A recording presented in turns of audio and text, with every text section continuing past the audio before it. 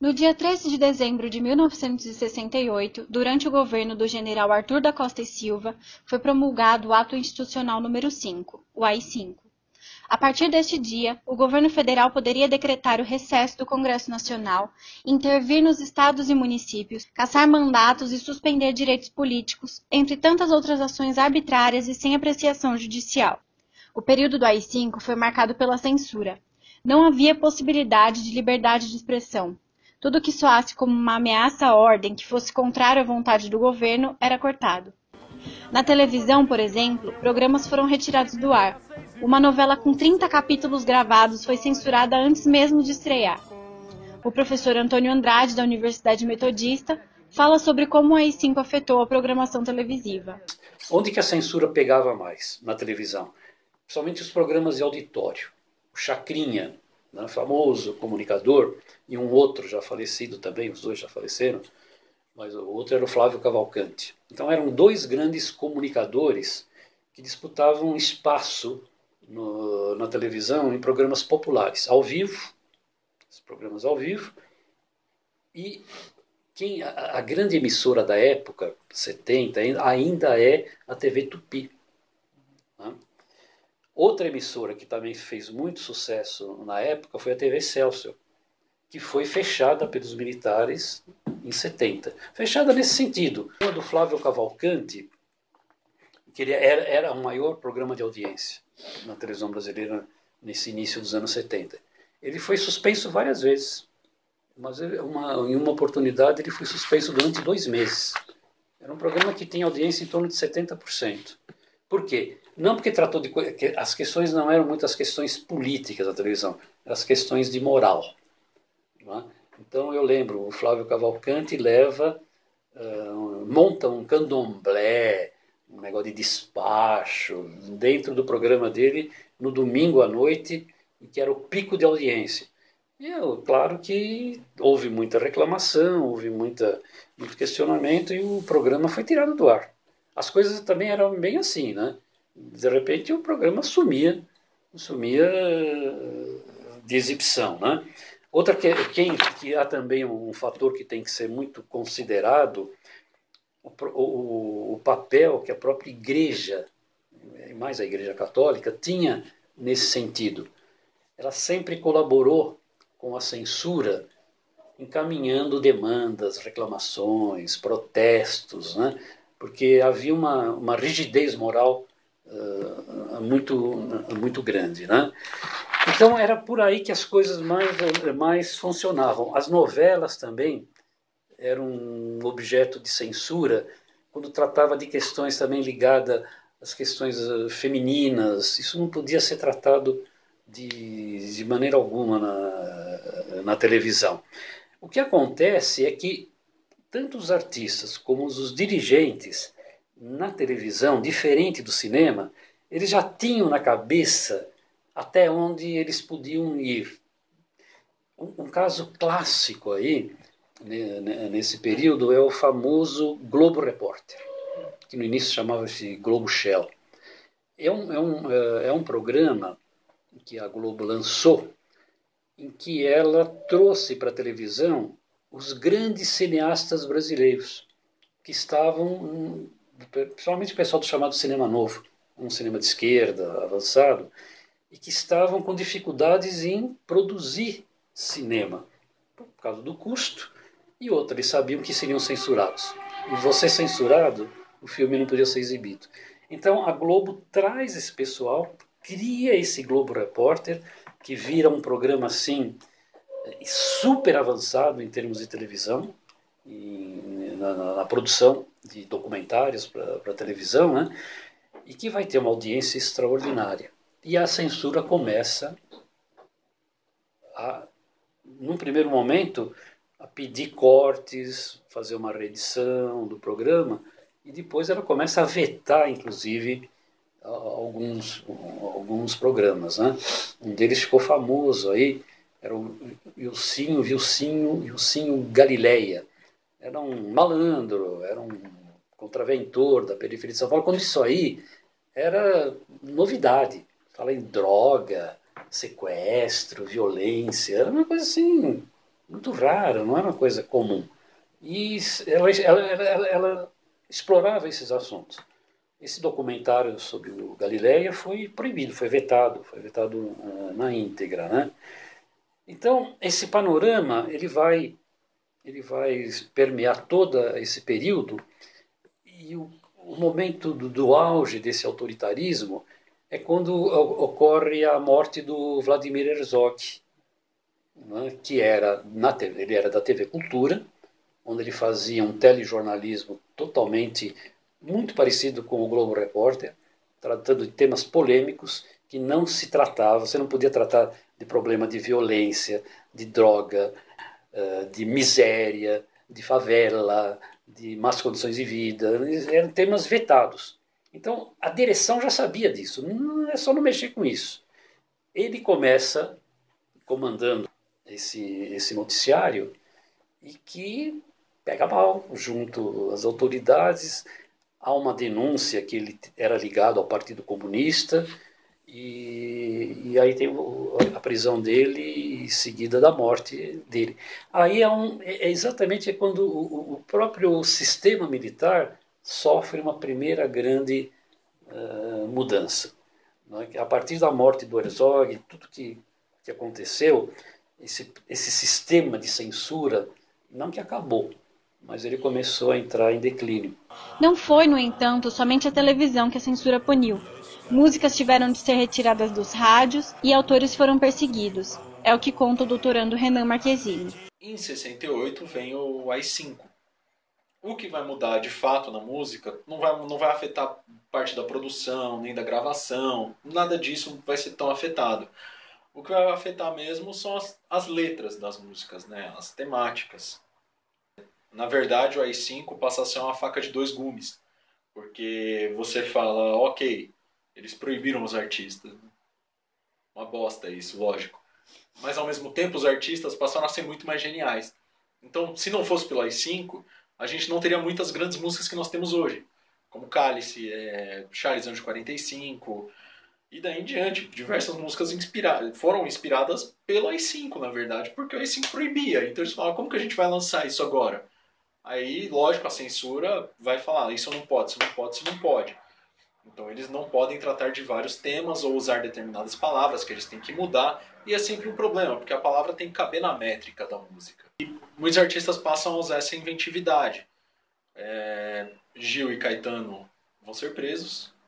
Eles são presos em 69 no final de 68 para 69, se não me engano. E quando eles são soltos, eles já vão embora. Eles não ficam no Brasil, né? Eles vão para Inglaterra, se exilam. E o Chico também é preso e ele é orientado a qualquer tentativa de sair do Rio de Janeiro, ele tem que ligar para um delegado e avisar esse cara que ele está saindo, tal, quais são os motivos, se ele pode, se ele não pode, enfim. E quando ele é preso, ele avisa que ele vai ter que ele vai participar de um festival que vai ter em Cannes e depois ele tem uma turnê pela Itália, porque estavam lançando o disco dele lá com a banda, tal.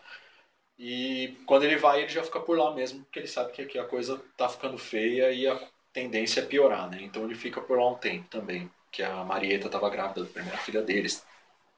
E os artistas que ficam aqui, eles vão tentando burlar essa censura de alguma forma. O próprio Chico, quando volta, faz Cálice. A música Apesar de Você também é lançada.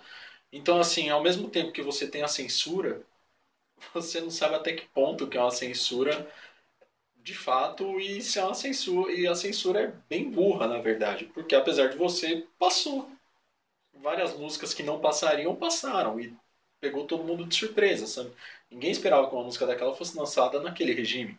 Pesadelo do MPB4 também é outra música que ninguém esperava que passasse e passou do jeito que foi composta.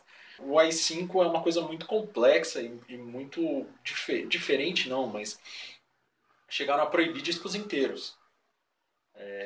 Tem uma banda de rock chamada Made in Brasil que teve um disco que ia ser lançado em 77, chamado Massacre, que foi proibido. O Marcelo Nova, vocalista de uma banda chamada Camisa de Vênus, que ele estava numa loja de disco, a polícia chegou prendendo o disco dele, que continha um palavrão, porque era o primeiro disco ao vivo, e a galera, o público cantava antes da banda entrar, bota pra fuder. Eles ficavam gritando, bota pra fuder, bota pra fuder. Isso não podia. Então aprenderam o disco, mas ele estava na loja e não aconteceu nada com ele. Então você tem vários momentos que são muito confusos no AI-5. É uma coisa muito estranha, na verdade. Porque você tem que proibir, mas você não tem critério e não sabe muito bem o que proibir, ou o que pode e o que não pode proibir. Até hoje é uma coisa muito estranha do porquê ter passado a música, apesar de você, do Chico, apesar dele no MPB4. Enquanto músicas que não tinham absolutamente nada demais foram proibidas. O Chico mesmo, ele chegou a criar um personagem, porque ele mandava a música para censura, a música era censurada depois de Apesar de Você. A música era censurada porque era do Chico Buarque. E aí ele criou o Julinho da Adelaide. Ele cria esse personagem, ele compõe músicas sob essa alcunha e manda para censura só para liberar, e aí ele grava as músicas do Julinho da Adelaide. E chegam a fazer entrevista com o Julinho da Adelaide pro Pasquim, uma palhaçada, assim, mas engoliram isso. É muito esquisito, mas aconteceu tudo isso, assim. Então, o AI-5, na verdade, ele passa a ser uma faca de dois gumes, tanto para um lado quanto para o outro. Porque eles proíbem palavras, proíbem músicas, que às vezes não falavam nada demais mesmo, mas eles proibiam. Então, o Made in Brasil teve uma música chamada Quando a Primavera Chegar, se não me engano, que eles falavam, eu quero chupar, eu quero chupar, eu quero chupar o seu sorvete. E foi proibido. Então, é uma coisa muito sem critério, muito esquisita pra música, o AI-5. Peças de teatros e filmes tiveram de arranjar formas de driblar a censura para que pudessem continuar em cartaz, como explica o professor Heron Vargas. Olha, de forma geral, o AI-5 recrudesceu a censura e limitou os espaços de criação e de produção e circulação da arte.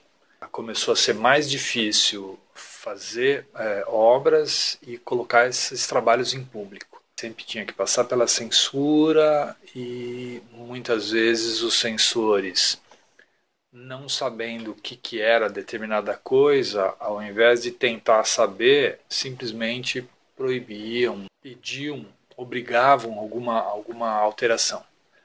Às vezes a alteração era pequena, às vezes era grande a ponto de inviabilizar a obra. Cinema e teatro, muita gente assistia. Então eram outras áreas bastante que estavam muito sobre a mira da censura. Então, teatro, por exemplo, o que os grupos faziam? Tinham que fazer uma apresentação, montar a peça, cenário, tudo, e depois fazer uma apresentação para os censores. Então, marcava-se um dia, o censor ia lá e assistia. E aquela apresentação deveria ser igual às outras posteriores se a peça fosse liberada. É claro que aí os artistas inventavam uma série de truques, né?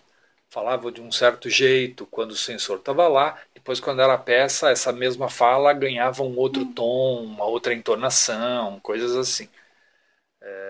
Mas muitas vezes falas inteiras tinham que ser retiradas ou trocadas. Quando inviabilizava a peça, era um problema, porque na verdade todo o dinheiro gasto na produção morria ali, não tinha outro jeito. Mas dificilmente isso acontecia, a não ser quando a peça inteira censurada. Cinema também tinha, o pessoal assistia fazia uma primeira exibição para os censores, e os censores pediam esse ou aquele corte, alguma coisa. Com o cinema era complicado porque depois de o filme feito, dificilmente se muda. Você pode reeditar alguns trechos, tirar alguns trechos, mas para tirar trecho a coisa não pode fazer com que a história, que a narrativa fique faltando um pedaço. Então, alguns diretores, até por conta dessa situação toda, optaram de forma programática a fazer filmes em que os nexos fossem muito soltos. Ou seja, a narrativa não fosse tão linear e tão clara a ponto de indicar algum caminho ou alguma ideia para o censor ir lá e cortar. É o tal do que a crítica chamou de cinema marginal. Então, personagens bastante toscos, muitas vezes sem uma narrativa muito clara, situações completamente inusitadas, grotescas muitas vezes, filmes complicados de serem entendidos. Mas isso garantia que, primeiro, os cortes seriam menos sentidos, 2, ou os censores não entenderiam mesmo o trabalho, e em terceiro lugar, que era a grande tônica desses filmes, já que a gente não pode fazer nada por conta da censura e da repressão, vamos avacalhar. Quer dizer, a avacalhação era uma forma indireta de mostrar como o país estava avacalhado. Eu estou falando aqui de caras como Júlio Bressani, que filmou Matou a Família e Foi ao Cinema, em que uma das sequências é exatamente essa: o cara mata o pai e a mãe e vai ao cinema sozinho. Um outro diretor a qual me refiro é o Rogério Sganzerla, que tem um filme que até fez um razoável sucesso, O Bandido da Luz Vermelha, que era baseado numa história real, um cara que assaltava, ele levava uma lanterna vermelha, foi preso e tal. Também foram afetadas as revistas e jornais. Um exemplo é o Pasquim, semanário alternativo que passou a circular em 1969. Quando chega o AI-5, um pouco depois do AI-5, a redação todinha deles é presa no Natal de 1970 e só é solta depois, no começo de 1971. Não tenho certeza se é depois de 1971 ou se é depois do Natal, mas tem esse período. E aí, depois disso que o Pasquim vira um símbolo de resistência. Então, durante o AI-5, eles passam a fazer um humor mais engajado, um humor mais político, mais agressivo, mais direto ao AI-5. E a sátira, inclusive, vem no próprio esquema de censura deles, né? Então, a primeira censura que eles tinham era uma alcoólatra. Então, toda vez que eles tinham que levar as provas do jornal para poder ser aprovado, eles levavam uma garrafa de uísque, eles levavam alguma bebida, ficavam lá bebendo com a mulher, e embebedavam ela, e aí ela acabava aprovando tudo. Quando resolveram mudar para poder, né, ver se eles voltavam a ser censurados, eles colocavam um general Garanhão. E aí quem ia levar as provas para ele na praia era uma moça que eles ajeitavam na secretaria, botavam lá uma gostosona, que é o que o Jaguar fala, assim, se eu não me engano, numa entrevista, botava uma menininha lá, levava ela pra praia e aí ele ficava todo se achando ali e acabava provando umas coisas sem ler também. Então eles conseguiam burlar a censura desse jeito. E aí até que eles começaram a fazer essa burla na censura que ia pra Brasília, né? Quando a censura prévia começou a instaurar que os exemplares fossem pra Brasília, aí eles começaram a ser um outro símbolo de resistência, porque eles também começavam a fazer analogia, tinham algumas matérias internacionais, então eles tinham um correspondente lá. Faziam muita cobertura sobre o uso da maconha, que tinha nos movimentos contraculturais dos Estados Unidos. Então eles acabaram ficando muito fortes por conta disso. O papel deles só mudou com o fim efetivo da abertura, né? Esse terceiro momento que seria da história do Pasquim é o momento em que começa a ter a abertura lenta e gradual, que foi um slogan do governo que eles tiraram bastante sarro na revista. Quando começa a ter essa abertura, eles começam a explorar essa abertura, começam a tentar exorcizar o medo da ditadura para acelerar essa abertura. Ainda que eles sofressem bastante terrorismo de direita, algumas bombas explodiram nas bancas para evitar a publicação, alguns membros da redação. Mas eles começam a fazer esse processo de exorcizar o medo da ditadura durante esse período, e aí depois eles começam a abraçar algumas pautas de problemas urbanos, problemas econômicos, sociais, culturais. Então, nesse momento ali que ainda existia bastante repressão, alguns jornalistas foram de fato espancados, perseguidos, mas eles começavam a abraçar esse movimento de abertura. Até que de fato teve abertura, anistia, e aí a pauta começou a ser basicamente entrevista com os anistiados, quem volta do exílio, como é que funciona, o que é. Só que aos poucos, e aí configura o quarto momento, né? Então, só que aos poucos, a grande mídia deixou de ficar temerosa em relação ao governo e começou também a abraçar a pauta dos anistiados e dos exilados, né? E aí eles começam a perder relevância porque as pautas não são mais únicas, não são mais exclusivas dos veículos independentes, e quem começa a falar sobre isso é também a grande mídia. Como a grande mídia tinha um aporte estrutural maior do que a mídia independente, eles começam a vender mais. O AI-5 permaneceu em vigor até dezembro de 1978, pouco tempo antes de terminar a ditadura militar. No entanto, infelizmente, as marcas que essa história deixou no país não são fáceis de apagar. O que importa é não esquecer.